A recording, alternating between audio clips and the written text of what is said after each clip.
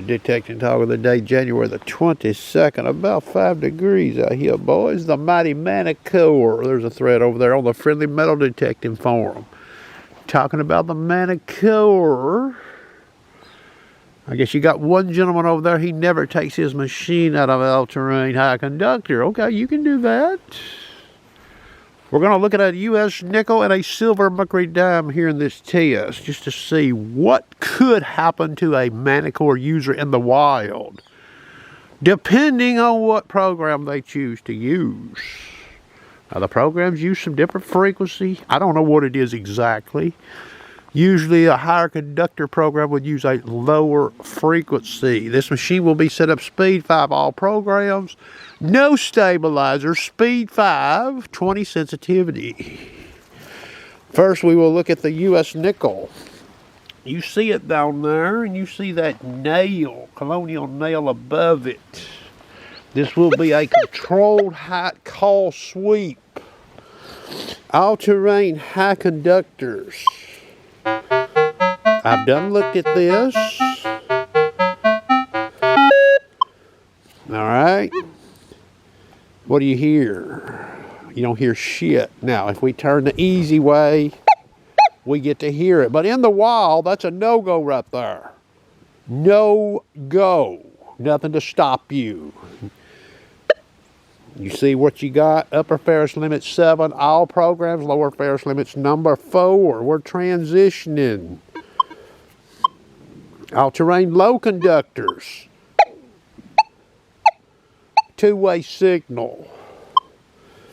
Something to stop you. All-terrain general.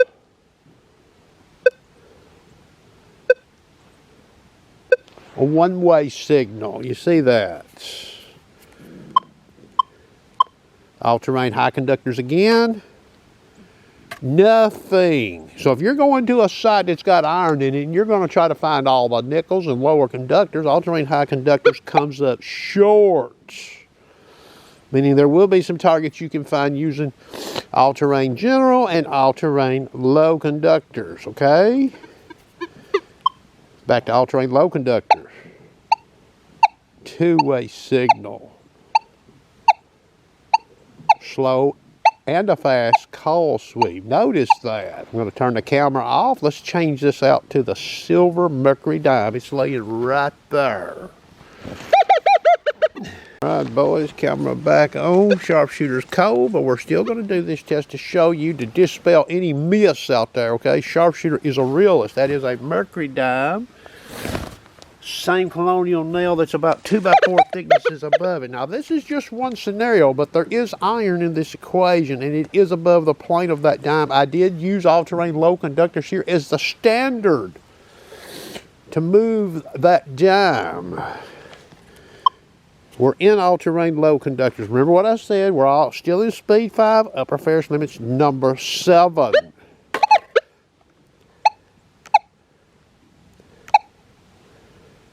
One-way signal. You hear that? Let me noise cancel. 'Cause I hear an airplane humming up here.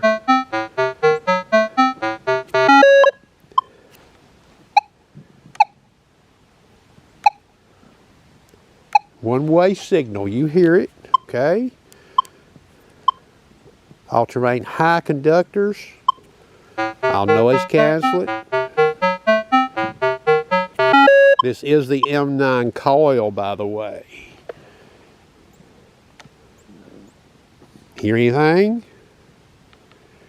Horseshoe button is out in all these tests in this video. I will mash the horseshoe button in. You don't hear anything. All-terrain low conductors. Horseshoe button is in. We got something there to stop us, don't we? All-terrain general. Horseshoe button is in.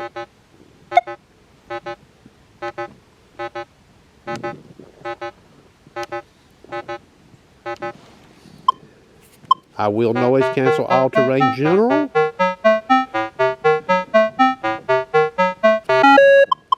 All right.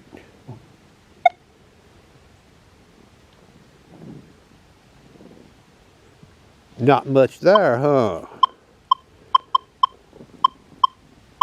All-terrain low conductors, horseshoe button not engaged.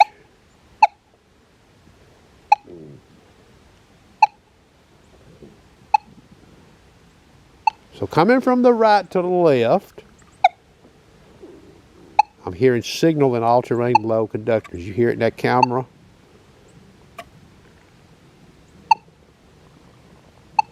Let's noise cancel all-terrain low conductors.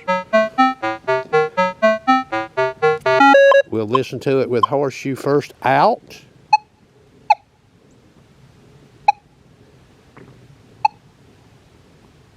Horseshoe button going in.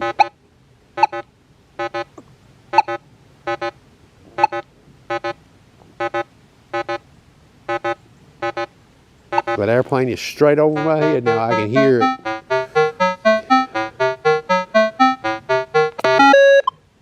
Horseshoe button still in, all-terrain low conductors.